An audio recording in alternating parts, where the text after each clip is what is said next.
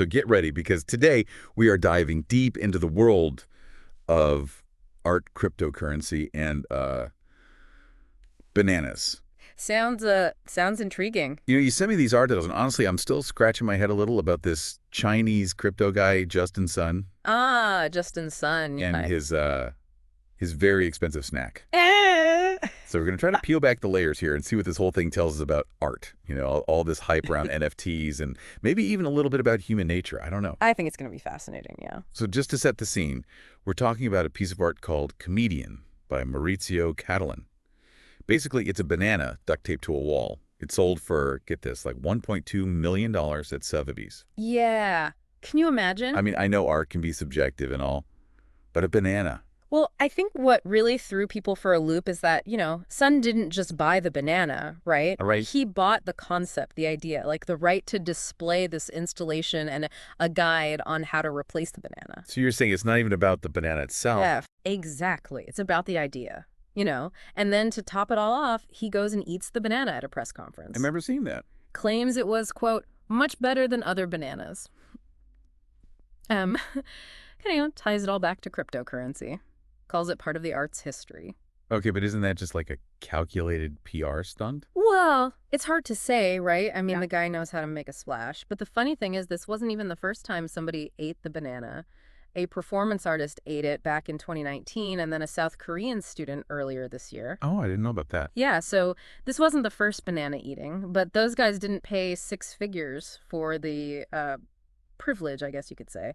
So what's different about Sun? Well, he's the head of this Tron blockchain network, big into NFTs. NFTs. Everyone's talking about NFTs these days. Right. So for anyone who maybe isn't totally familiar, basically an NFT is like a digital certificate of ownership. It's for something unique, like a piece of digital art, maybe some music, even virtual land. So, like, I can own the original digital file, even if anyone can copy it. Exactly. But think of it like owning a limited edition print signed by the artist versus, like a mass-produced poster. And the blockchain, this sort of public ledger, is what makes it all work, makes the ownership transparent and impossible to fake. Okay, that makes sense. But how does this all tie back to the banana? Is Sun just trying to manipulate the system for publicity, or is there something deeper here?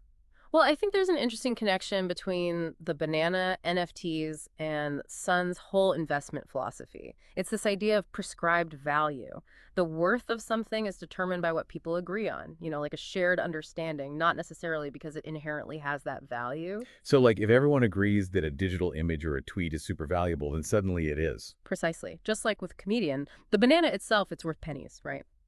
But the concept, the context, the story behind it, that's where the perceived value comes from. It's kind of mind-blowing when you think about it. Yeah, but I still think it's a little hard to grasp this whole prescribed value thing. Can you give me a real-world example, like something beyond the art market? Sure.